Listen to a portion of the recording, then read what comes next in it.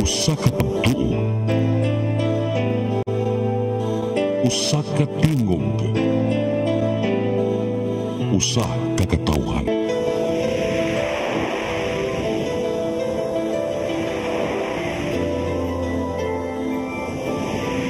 Cebu Catholic Television Network.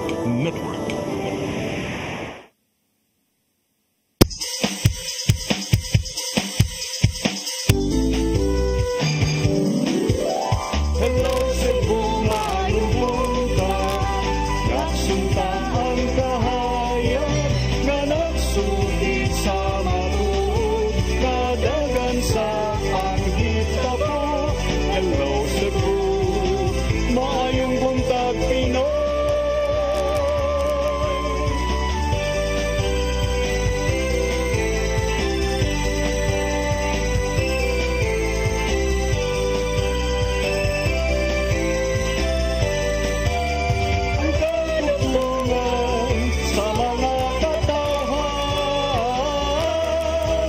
Hello Cebu, hello Cebu, maayong buntag Pinoy, maayong buntag Pinoy, maayong buntag Pinoy. Hello Cebu, maayong buntag Pinoy, adlaw karon nga Miyerkules, Marso 26, tuig 2025. Sangan sa tong regular host Malu Inocando Tabar, ako si Crystal Joy Filerca. Ug karong taod-taod atong makauban si Attorney John Destacamento. Ug atong sugdan ang atong tulumanon sa pagsuta sa atong weather update gikan sa Pag-asa Mactan, Visayas, pinaagi ni Ma'am Janina Marte. Ma'am Janina, good morning. Good morning, ma'am. O sa atong mga suking tigpaminaw, muning atong latest update bahin sa kahimtang sa atong panahon karong adlaw. As of 3 a.m. today, ang atong ginamonitor na LPA kay naana sa kalayong 645 kilometers east of southeastern Mindanao. Sa pagkakaron, for the next 24 hours, mubo ang tsansa ni ini na mahimong usa ka bagyo. Og tungod ni ana dinhi sa Central Visayas, makasinati ta og madag-umon nga kalangitan, kinuyagan sa mga katag-katag nga pag-ulan, pagpanugdog og kilat tungod ni aning LPA. O para sa kahimtang sa atong hangin o kadagatan dinhi sa Kabisayaan lakip ng Cebu, magpadayon gihapon kita makasinati sa hinay ngadto na sa kasarangan na paghuro sa hangin na magumikan sa silangan ngadto na sa amihanang silangan, di na atong kadagatan magmalinawon ngadto na sa kasarangan ang mga pagbalod. Dinhi sa Cebu, atong kadagatan kay motaob unyang alas 7:28 sa gabi ug muhunas kini ugma sa alas 3:51 sa kadlawon. Temperatura karong adlaw kay naa sa 25 ngadto na sa 31 degrees centigrado ug ang atong haring adlaw kay mosalup unyang alas 5:55 sa hapon. Philippine Standard Time kay alas 8:14 na ug mo na atong latest weather update gikan diri sa buhatan sa DOST Pag-asa Mactan. Kini si Janina Marte, mayong buntag ug daghang salamat. Daghang salamat, Ma'am Janina Marte, gikan sa Pag-asa Mactan, ug maayong buntag ninyong tanan diha sa inyong buhatan. Mao kadto ang atong weather update karong adlaw ug karon ato nang tan-awon ang mga front pages sa atong lokal ug national nga mga pamantalaan. Atong sugdan sa Sunstar Daily. Sa Sunstar Daily, quarry ban extended, livelihoods still in limbo. Sa Sunstar Super Balita, mga vlogger gidid-an sa voting centers.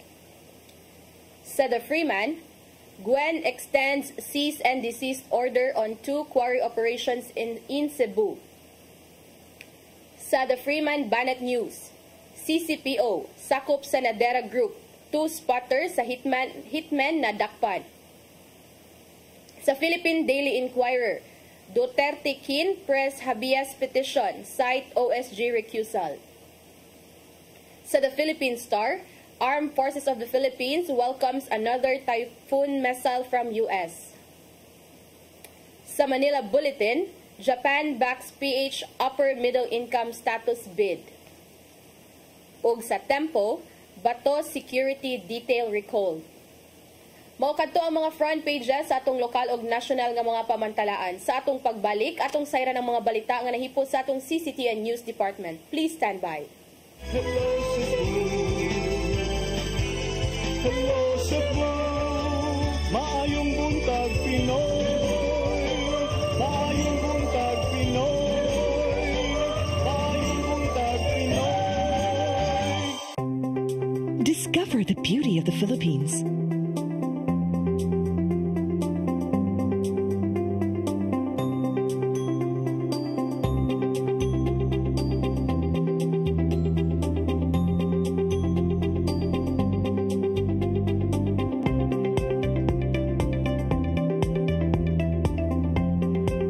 With Philippine Airlines, the country's flag carrier.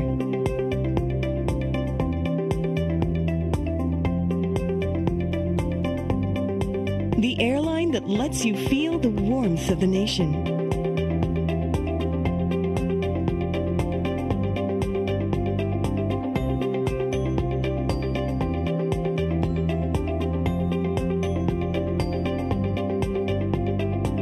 Mabuhay!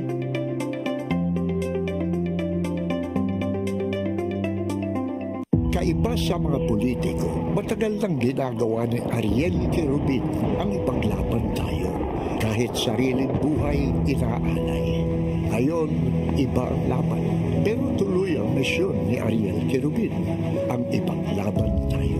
Kung medalya ang sukatan at hindi pera, si Ariel Querubin, ang ating bayani, nakarapat-dapat sa Senado. Pag may Ariel Querubin sa Senado, may bayani tayo sigurado. Ito ang programa kung saan magko-collaborate ang ating mga ozone na doctors para ibahagi ang kanilang kaalamang medikal. I believe with all my heart that the Lord is allowing us to understand that He's the one who are extending this life, and we have to really take care of our body. Yes. Matag episode, among ipaambit ninyo ang mga healing testimonies. Every day, pag gising mo, iisip ko kung ilang taon na lang yung itatagal ko. Yung tagal.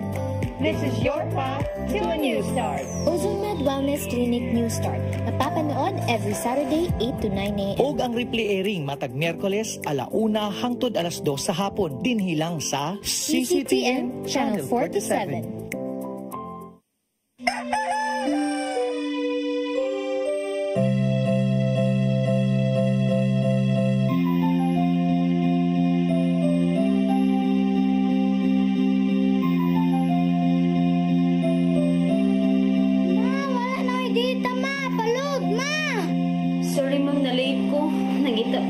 Para internet sa kong anak, ma'am. Ay, wala na yung problema. Sinisibu! Sinisibu! Sinisibu!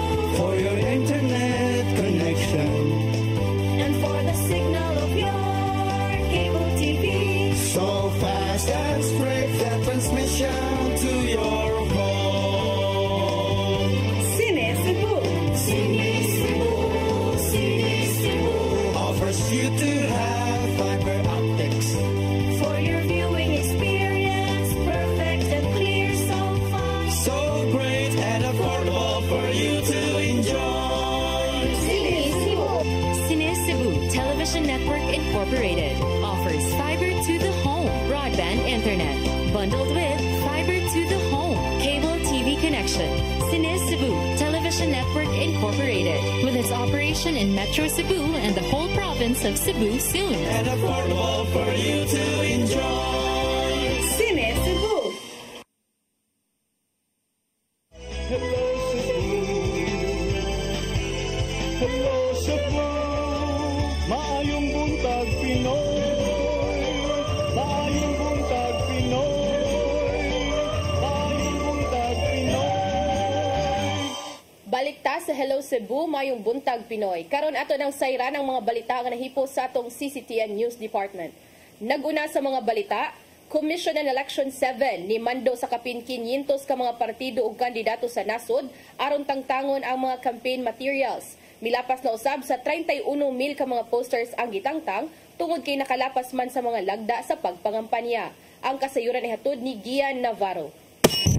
Gikumpirmar ni Commission on Election 7 Director Attorney Francisco Pobe nga nihatag na sila og notices ngadto sa 518 ka mga kandidato og partido. Kini aron panangtangon ang mga tarpaulins, posters ug ubang campaign materials nga wa nakabutang sa saktong lugar. Sa mong gidaghanon, nagagikan sa Bohol ang 305 nini og 213 usab sa Sugbo. Subay kini sa nimong subsub nga kampanya sa Oplan Baklas sa Comelec. Gipasabot ni Pobe nga sa higayon maisyuhan og notice ang kandidato tangtangon gyud sulod sa gitakdang oras. Based on Comelec resolutions, they were given 72 hours to comply with the notice sent to them by the different election officers. Manghimusgan pa ang ilang uplan baklas atol na sa pagsugod sa local campaign period karong Marso 28. Kung isgutan ang gidaghanon sa mga gipangtangtang na nga campaign materials, niabot na kini og 31,810. Tungod kini sa mga kalapasang naangkon sa manalang sa pagpamilit nga layo sa common areas, mga punuan sa kahoy ug uban pa. Nagagikan ang kadaghanan nini sa Sugbo nga dunay kapin 25,000 nga unlawful campaign materials, samtang kapin 6,000 usab ang nagagikan sa lalawigan sa Bohol. Kahapon during the RGCC, I requested the NAR to segregate on a per item basis kung pila yung kabuo ang mga tarpaulin o mga propaganda materials or any other kanang mga posters or materials nga gipost sa bawal based on the DNR advisory nga dili na sa ilang matantang. Awag nila sa mga kandidato nga mas mayong gabiton ang biodegradable materials sa ilang campaign posters. Kini aron di makapasamot sa mga nagtipunog nga basura sa palibot. Gian Navarro, CCTN News. Samtang sa laing balita, Mandawi City Police Office gi-inspection sa National Police Commission 7 pag-evaluate kini sa ilang operasyon. Samtang padayon usab ang tinguha sa Police Office nga masaka ang klasifikasyon ngadto sa Class B. Ang kasayuran ihatod ni Mary Rose Sagarino. Gibisita sa mga opisyal sa National Police Commission Region 7 ang Mandawi City Police Office kagahapon. Karong adlawag sila ni bisita sa mga nagkadayang police station o unit sa MCPO. Gi-evaluate sa ahensya ang ilang operasyon aron masiguro nga ang police office o mga unit nagsunod sa mga angay nga sumbanan, regulasyon o mga proseso. Unsa sa pud ang mga kulang namo kay para sa pud makakuan pud sila basin makatabang sila sa pag-recommend endorse sa higher office para makunan mi sa among mga kulangan. For example, offices baron or logistical na mga kakulangan na mo diri sa office. Ang inspection gipahigayon matag tuig sa nagkadayang police office o unit sa tibuok nasod. Samtang pending pa ang aplikasyon sa Mandawi City Police Office sa pagsaka sa Class B gikan sa Class C. Ang application wala pa ta naka-start pa, mobalik pa ta this year 2020. We are waiting pa for the new census nga give from the PSA. So kulang man ta sa population, sa kuan ato number sa population. Wala pa ta nakapasa ato, dili pa ta maka-file. Ato ni Villaro nga ang wahing census nahimo ni adto pang tuig 2020. Kinahanglan nga makaabot og 400,000 ang populasyon sa syudad aron masaka ang klasifikasyon niini. Kung maaprobahan ang MCPO, hatagan og otoridad nga magdugang og duha ka police station. Sa pagkakaron ang Dakbayan adunay 6 ka police station nga nahimutang sa Barangay Sentro, Subang Dako, Basak, Kasuntingan, Upaw ug Kanduman. Mary Rose Sagarino, CCTN News. Kapin 3,000 ka mga displaced workers sa Dakbayan sa Lapu-Lapu nakadawat na og tag 3,000 pesos gikan sa Department of Social Welfare and Development kun DSWD. Ang mga benepisyaryo ni adtong nilabay nga tuig na wad-an og trabaho. Ani ang dugang kasayuran.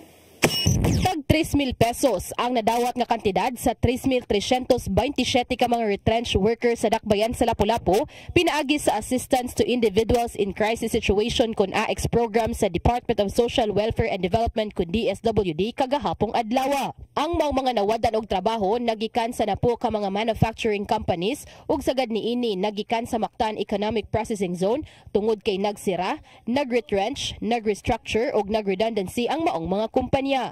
Ang mga benepisyaryo nga nawadan og trabaho ni adtong tuig 2024 giendorso sa Peso Lapu-Lapu ngadto sa DSWD. Mapasalamaton si Kim Francisco, ang Peso manager, tungod kay bisan og nalangay ang mga assistance, gidungog gyud sa DSWD ang ilang hangyo nga mahatagan og tabang pinansyal ang mga nawadan og trabaho.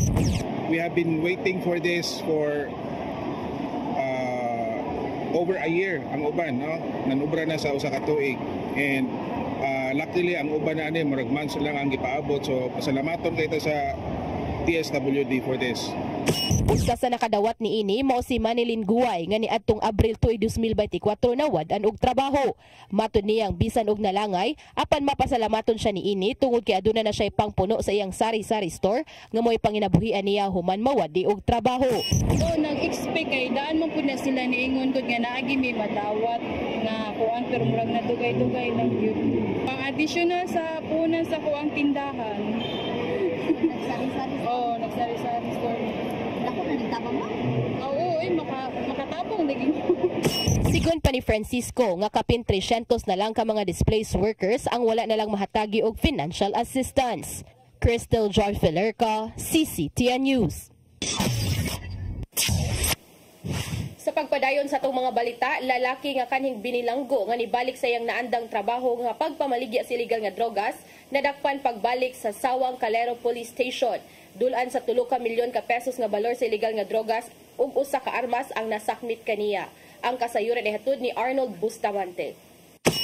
Ex-convict na butang sa listahan ni High Value Individual na sikop kini sa mga sakop sa Sawang Calero Police Station atol sa gilusan nga bypass operation alas 9:50 kagabi sa Belgium Street, Barangay Suba sa Dakmen sa Sugbo human makuhaan og binulto sa gituang Cebu ug armas. Ang suspitsado gilang si Raymond Gucutano Rosal alias Munda, 43 anyos, taga Sitio Bayanihan, Barangay Lahog sa Dakmen Sugbo. Nasakmit sa mga sakop sa Station Drug Enforcement Unit sa Sawang Calero Police Station ang mga nagkung puto sa gituang Cebu nga motimbang sa 417.3 gramos nga mobalor sa 2.8 milyones ka pesos. Lagip sa nakuha ang usa ka kalibre 38 nga pistola nga dunay duha ka mga bala niini nga giluklok sa iyang hawak. Matod sa usa sa mga operatiba sa Sawang Calero Police Station nga usa ka semana nila nga gipaubos sa monitoring ang maong suspitsado human migawas ang iyang pangalan nga nalambigit sa illegal nga drugas. Baka baligya kini og tunga sa kilo matag semana din siya ang sinaligan nga bodeguero sa iyang supplier ug siya usab ang gitawag nga kabayo kunting hatod sa kontrabando sa iyang customer. Ang iyang distribution mao ang tibok barangay sa Suba ug mga kasikbit nini nga barangay.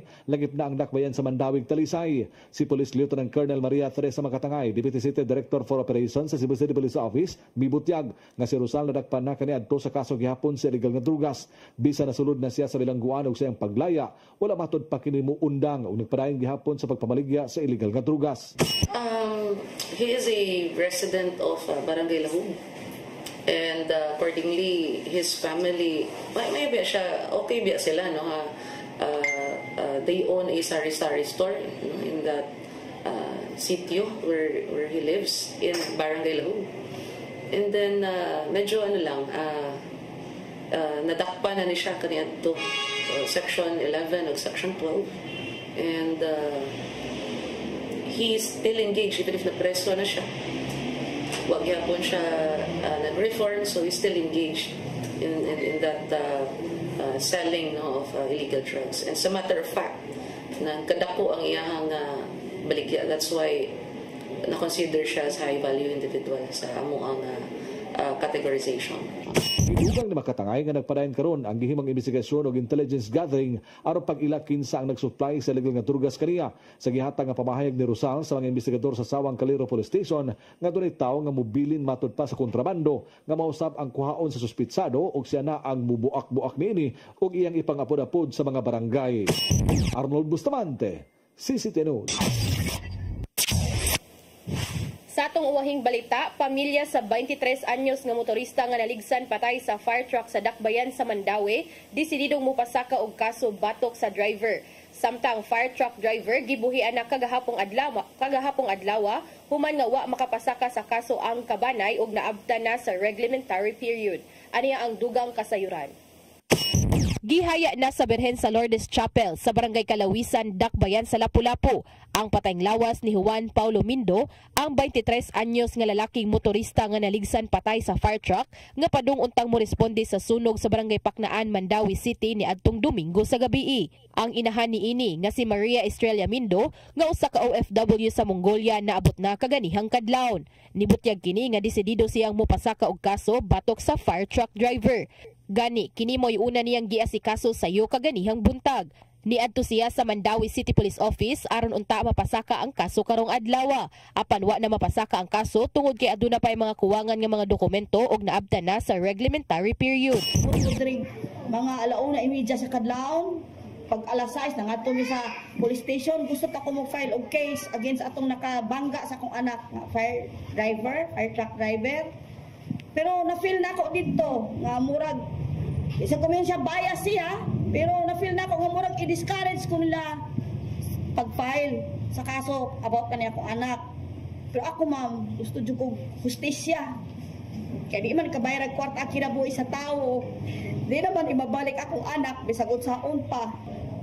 Kaya ako man siyang kaning kahit ay knowledge about anang filing of case, ako siyang giingnan nga gusto ta ko karon mo file kay para ang ma-detain jud siya.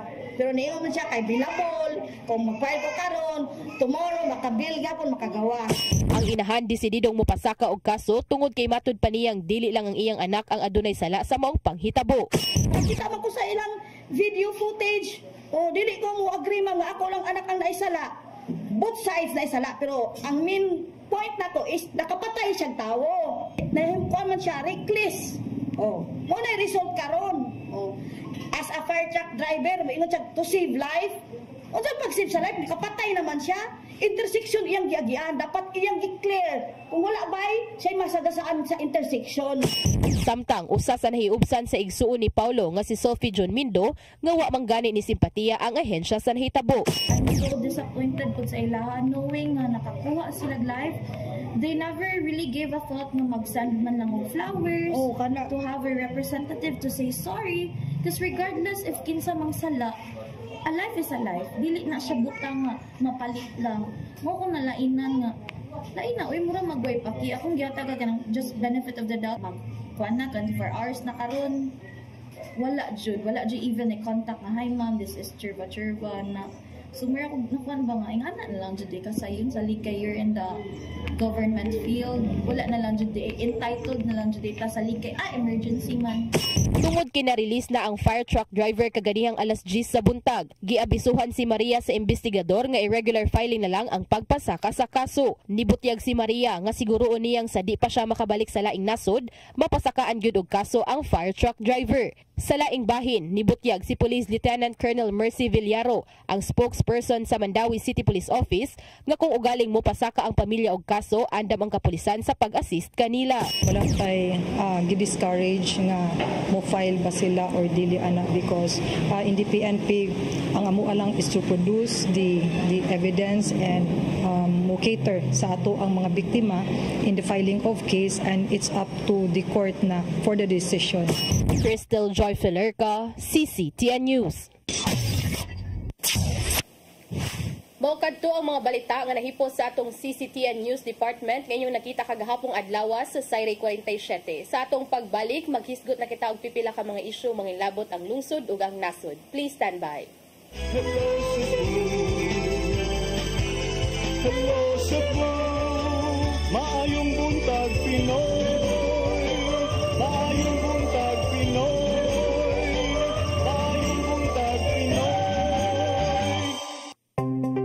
Discover the beauty of the Philippines.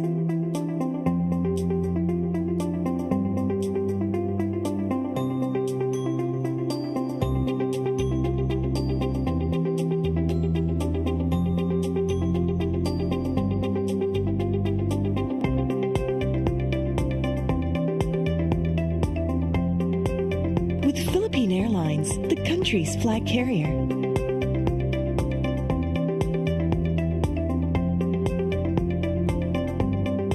The airline that lets you feel the warmth of the nation.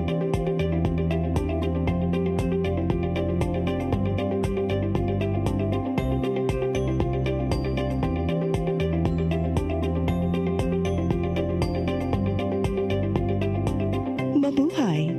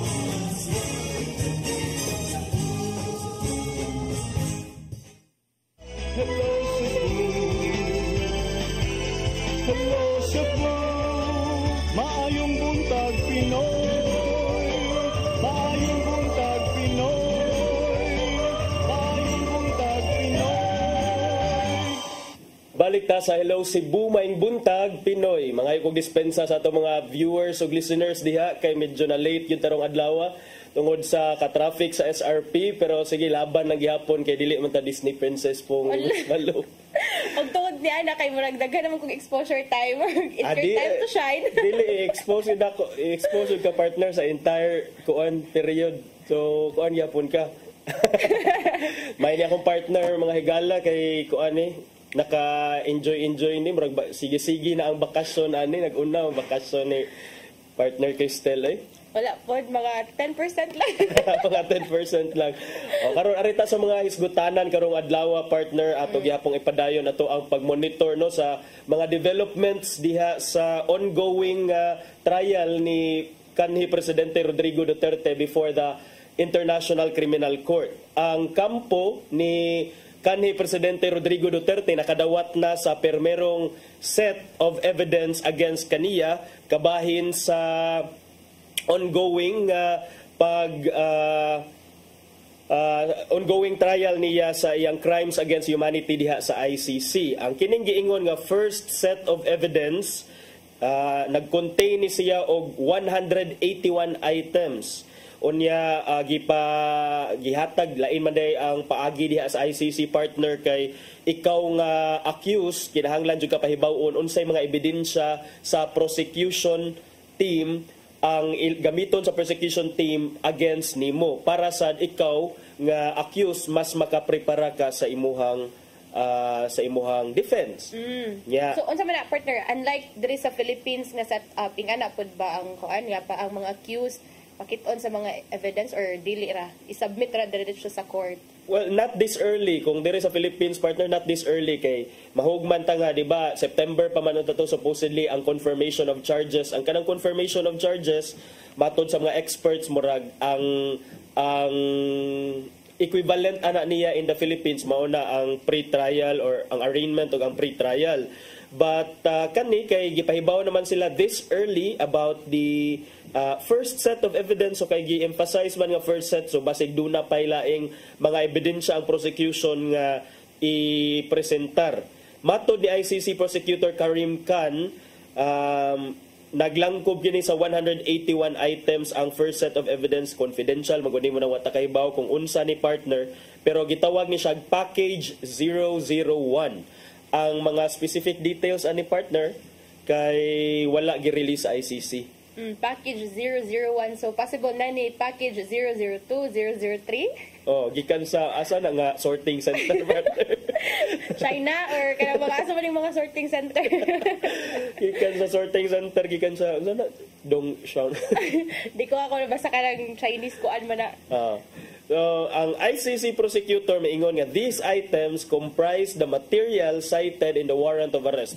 Sa ato pa nga mao kini mga ebidensya pag matuod sa mga pasangil nga na butang dito sa warrant of arrest against kang Duterte. Atong kahinumduman partner nga ang ICC pre-trial chamber earlier mi direct na ni siya sa prosecutor to provide observations and to respond to several questions pertaining to the evidence and witnesses nga ganahan i-presentar against kan Duterte. Kay mo ni nakanindot lagi dito sa ICC partner ang gitawag nga disclosure of evidence process aron mahatagan og enough time ang accused nga ma-inform sa mga ebidensya batok kaniya. So as of now aware na ni siya si former President Duterte sa mga butang nga gi-accused bato kaniya. And if sa kanang diri sa Philippines nga set up partner, you mentioned katong kuan sa asa naman din na ipakita ang mga evidences? Well, ang mga evidences partner i-identify na og i-mark daan during pre-trial. Ang kanang pre-trial usually happens after arraignment. Arraignment mo nang partner nga whether the accused will plead guilty or not to the charges against him. Yeah, in the case ni Presidente Rodrigo Duterte kanang guilty or not guilty adto pa na mahitabo sa September. So as of now murag na sila with the evidences nga gagipresentar ang kabaw naman sa iyang legal team ni former President Duterte. So meaning more nani sila enough time to prepare, partner, to defend themselves ingana ba ning Yes. pasabot ingana. Kinana gyud partner kay taas pa September niya unsa pa taron March. Correct. Taas pa ang lanaton partner. Several months pa so at least makapangandam and nindot sa nga makapangandam yun ang accused sa mga ebidensya bato kaniya makaandam sad siya sa iyang kaugalingon nga ebidensya to prove his innocence kay aron ang trial partner kay smooth lang and then kining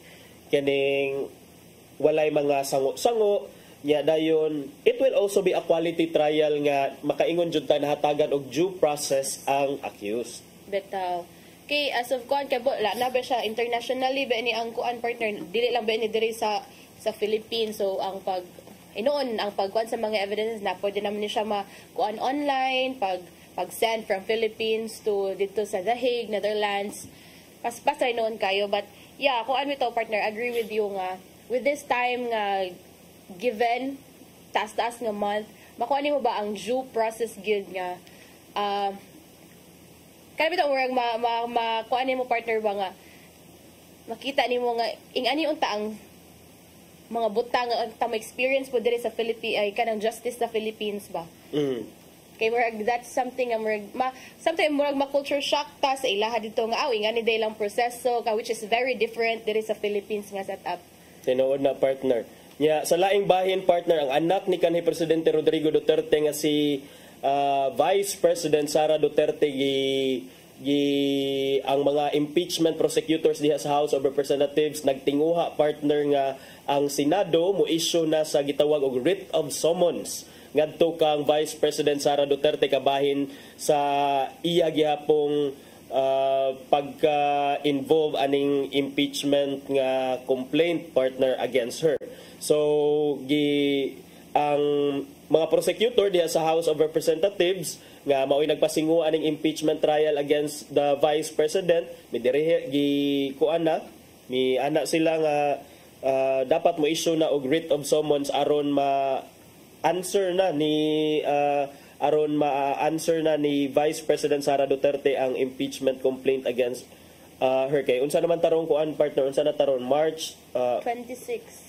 We're rolling towards the end of March na partner and after April nya dayon giingon ra bato nga by June maka-start na sila sa impeachment trial. Well, not really the trial proper per se but at least the preliminaries. Ang House prosecutors partner mi file ni sila sa ilang motion to issue summons ngadto kang Senate President Francis Chis Escudero nga mao niya presiding officer sa Senate Impeachment Court.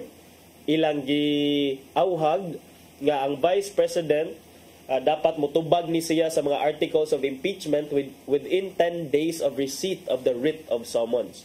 Ang motion was signed by 4Ps Representative Marcelino Libanan on behalf of the House prosecutors. By June na siya partner if possible mahitab-ang kanang ma-issue ang writ of summons. Dili karon dapat mahitabo ni siya before the trial proper. Nga na partner nga napa siya karon sa The Hague si Vice President. Daaman sa siya mga abogado partner. Okay, so not totally nga dapat naagod siya diri sa Philippines. Yes. Okay. Dili kinahanglan nga naagid sa kinaman siya mga abogado nga pwede makakuan partner, pwede makatubag ni ani. On behalf of her. Kay as of now atong ba makita nga napa ni siya sa The Hague, sige ni sila dito pa kanang say tawag ana. Kada bito ingana partner ba nga more na yung mga dagang kay mga Filipino sa gawas ni mag speech ni dito si matubang siya sa mga crowd sa OFWs dito. Unya mo na nga giingnan lagi kay para mapahibaw na siya nga kuan nga giingnan siya nga ingon ang mga representatives ato nga oy issuehin na nag-summons kay para makakuan na balik na sa maka-focus na sa iyang impeachment niya. Nagitawag og zero remittance week partner. Nakadungog ka aning zero remittance week. Karon na dud partner. Isip ko no pagprotesta sa pagkaaresto ni kanhi Presidente Rodrigo Duterte ang mga naakunoy mga OFWs nga nagtinguha nga dili sila mopadaog mga remittance sa ilahang mga kabanay ug mga pamilya dinhi sa Pilipinas. Ngano man na partner? Mao lagi na ila pagprotesta niya karon gipangutana ang palasyo partner Malacañang nga uy pag sure mo ha kay kining dili lang kay maapektahan ang kuan ana, dili lang kay kung kana inyong liyog protesta, dili lang ang ekonomiya sa Pilipinas ang posible nga maapektahan, hasta sa ang inyong mga pamilya dinhi sa Pilipinas. But do you think kana partner do you think inana ka strong ang support sa mga OFWs na towards the Duterte nga towards former President Duterte nga hasta ilang mga pamilya ilan ang damayon, ilan ang pagutman? Murag sa akong pagkuan partner ha kay kanang base lagi sa kato after atong na kuan to si former President Duterte. I mean murag makita mo to social media partner nga murag daghan gyud mga OFW but dili siya to ma-generalize kay mo ta kabaon sa tong mga countries. Pero if ato lang basihan dito sa The Hague, Netherlands, murag daghan ang mga Pinoy dito nga supporter sa Duterte pero murag I think murag too much sa pud na nga moabot ka sa point nga I mean if that's karon ako kapakadungog ingana nga way sa pag-protest partner ba so murag nakuan ko nga murag ingana day nga pamaagi sa pag-protest so, matud pa partner kining Zero Remittance Week ang nagpasiugdaan ni mga supporters ni former President Rodrigo Duterte aron mapugos nila ang mga otoridad nga pabalikon siya dinhi sa atoa. So kabaw ay kuan day sila kanang sana sigurado day sila nga if in that way kay mapabalik nila si former President Duterte nga naa mo na dito sa ICC. Exactly partner, legally speaking bisag sa mga kuan interviews with international law experts nga ato jung gipangtan-aw partner murag walay usa kanila niingon nga there's it's likely for the former president to be sent back home. Kay once ang ICC maka-acquire sa jurisdiction over the person of an accused such as former President Rodrigo Duterte, then it continues to have that jurisdiction until the end of that case. And kani partner lahi man gud nga kaso kay ang atoa manggong sovereignty as a nation ug ang powers atong Supreme Court ug ang powers atong gobyerno you can only impose that power over our territory ug ato ang mga tao. So dili na gud siya mulapas sa Philippines. Dili ta makaingon ngadto sa dili ta makadiktar sa ubang mga nasod or ubang mga international bodies such as the International Criminal Court nga gi-create because of the Rome Statute nga kaning ICC ibalik na diriya mag-issue kog mauna lain man sad ang source sa ilahang pagkahimugso or pagka-create isip ICC. So mao lagi na part sorry to interrupt you partner. Kuan partner ba nga kana bitong atong makita nga lahi jud ang sistema didto sa gawas sa nasod sa ICC ug diri sa Pilipinas nga kanang they have kuan gid kanang standard nga procedure nga ani gud may tabo na gud sila gisunod nga due process unlike diri sa ato kana bitong siguro partner ana at ang mga way of protesting nila kay kana bitong nagtuo sila nga what is applicable in the Philippines can be applicable also sa ICC nga sa gipasaw ka kuan pala gini mo nga kung diri lang gud na tutob ang power sa government sa Supreme Court di gud na mo exceed and feel ako partner usa siguro nga kanang gusto na gud sila i-send home si former President Duterte kay mag-celebrate binis ang ika-80th birthday this Friday. March 28. 80th birthday niya. So, I think mao binang usa kag nga gikagulan sa mga supporters kay mag-birthday lagi ika-80th birthday sa former president siya na siya dito sa The Hague. Mo na partner nga isip pagpakita sa ilang protesta partner. Dili kuno sila mo send og remittance dinhi sa Pilipinas partner March 28 to April 4. Kini nga inisyatiba partner gi-organize siya sa group nga gitawag og Maisog Croatia nga based dito sa Europe partner maglangkob og mga OFWs diya sa Europa. Dili kuno sila padaog mga og kwarta kini remittance pasabot kwarta sa ilahang mga pamilya dinhi sa Pilipinas isip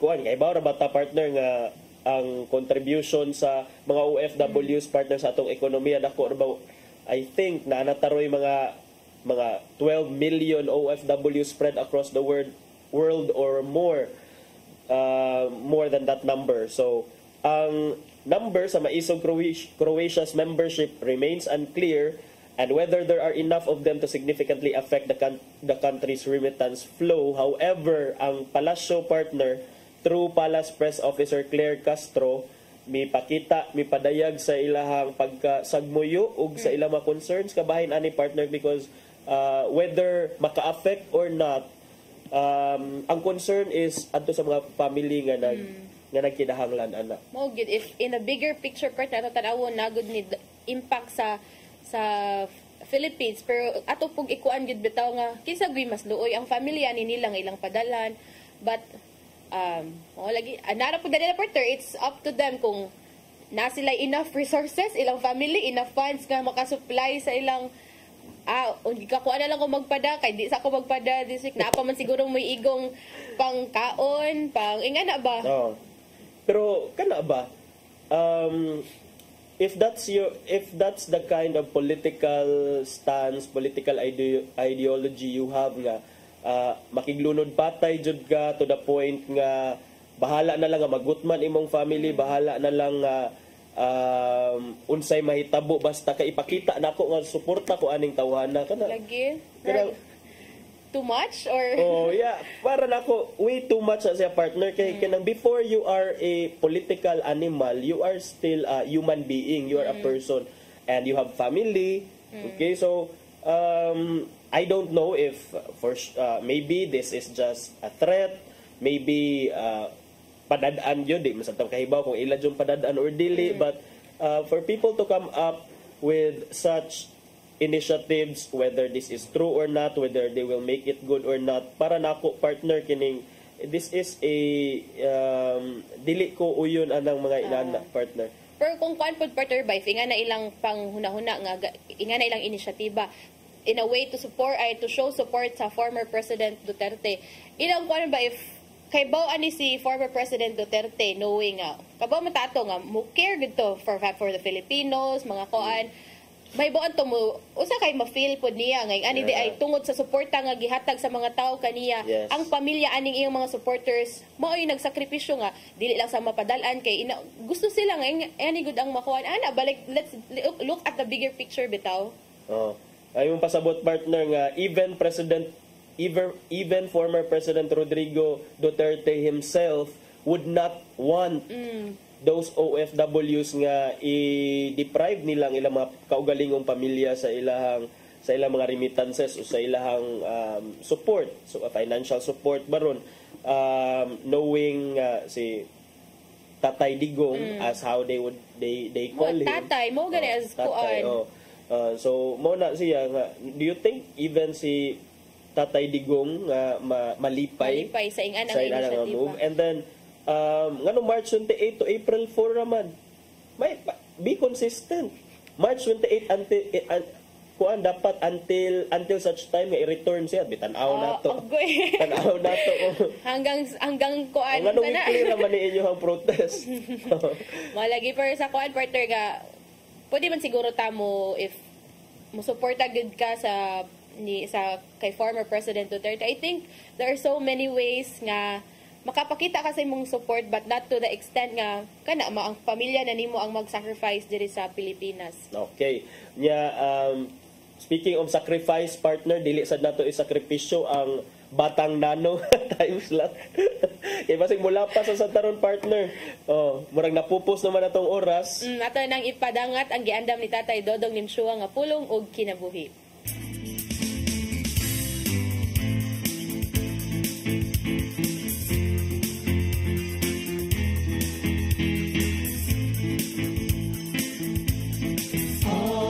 Pulong mo ang liwag sa dalan ko.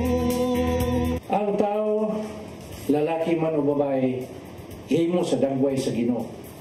Kini ato mabasa sa Genesis 1:26 na nagingon, unya mingon na usab ang Dios. Buhaton nato ang tao nga sama sa atong dagway. Tungod ini kay ang Ginoo gugma. Kinanglan nga kita makamausab nga may gugma o kita yatagan o katakos na may gugma sa atong isikayhon sa atong silingan. Daghan ang nahibaw ni maong sugo apan nagpakabutang lamang. Nganong wa ka man ka makahimong nini? Tungod ba kay wa ka makaila kung kinsa ang imong silingan? Sa balang kasulatan nagtudlo si Jesus sa sambingay nga sa mayong Samariahanon. May pare o usap ka Levita nga nakagay niya itong tao nga gibunog sa tulisan o ila kining kilabyan. Sa Lucas 10:33 atong mabasa, apan may usakas sa Samariahanon nga nagpadaw niya itong adlaw niyagi sa tulisan. O sa pagkakita niya sa tao, naluoy siya. Dayan na lang nga ang Samarianon mo'y nakaila kung kinsa ang iyang silingan. Ang iyong silingan mo kanang tao nga dili ikaw ang nagpili. Hinoon ang Ginoo mo'y naghatag niya kanina.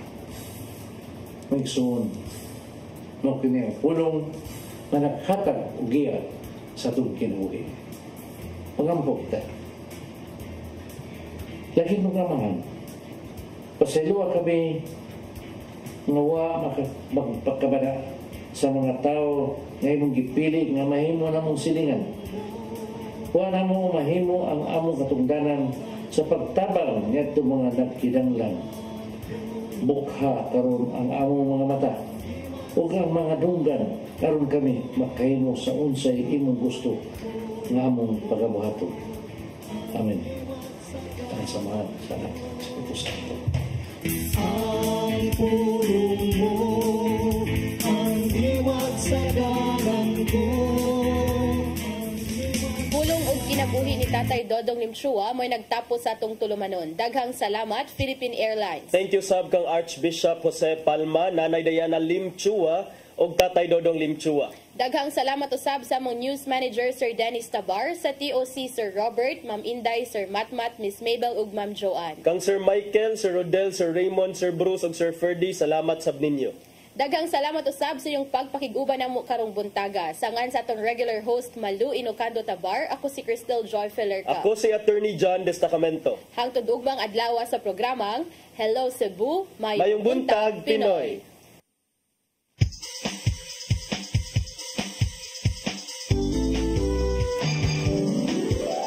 Hello Cebu.